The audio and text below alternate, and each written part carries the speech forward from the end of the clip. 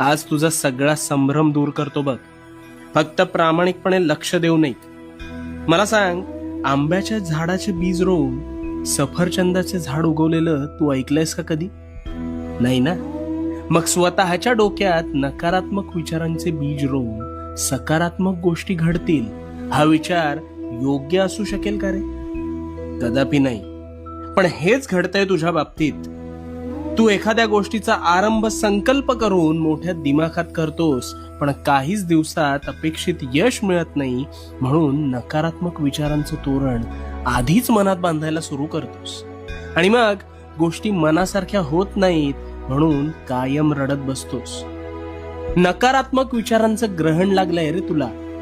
तुझ्या विचारांच्या संभ्रमात तुझ्यावर नकारात्मक विचार हळूहळू तुझ्या नकळत आरूढ